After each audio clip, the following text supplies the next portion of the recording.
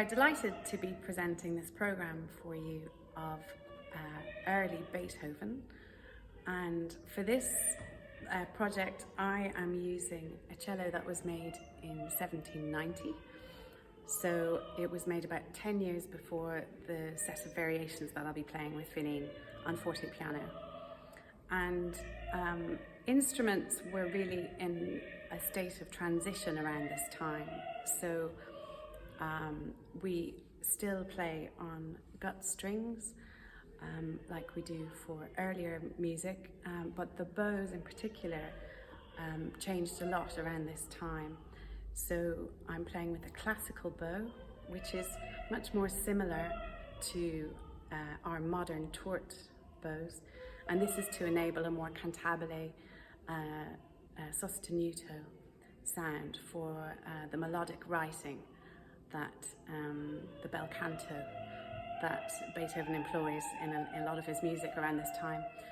Just to show you, the Baroque bow that we use is shaped more like this, which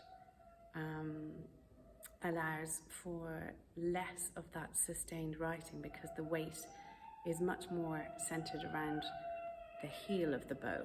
So we don't generally play such legato long lines in that music. It's for more the springy, active bass lines of that music of that period. Hi, I'm Claire Duff, and I'm about to play Beethoven Trio and Beethoven songs with Sarah McMahon and Finghin Collins and Gemma Brian.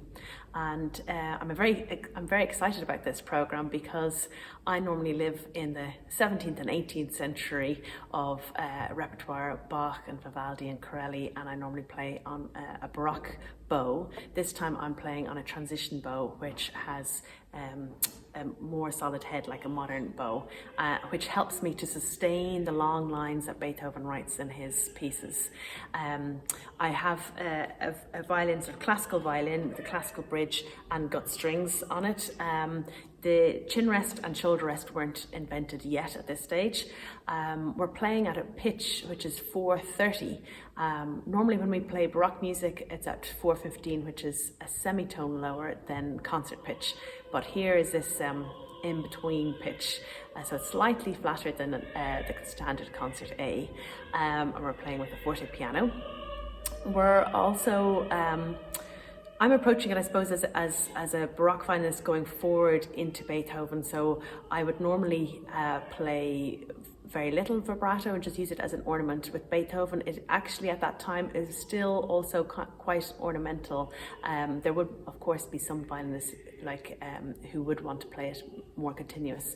But you probably will notice that our sound might be a little bit more transparent, there might be more clarity to other Beethoven recordings you've heard.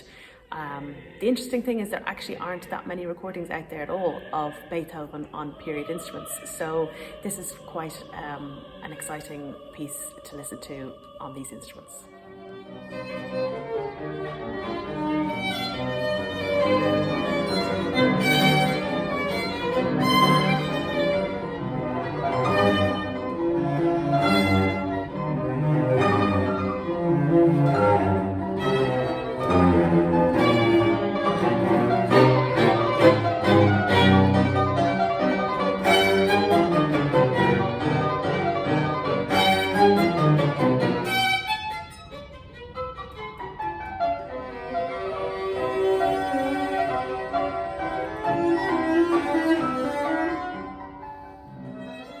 Working with Finghin Collins is an absolute joy.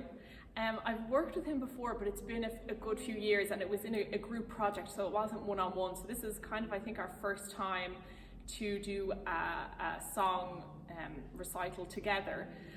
So it's so wonderful. He's just so full of energy and ideas, and very receptive to ideas, and he's so talented.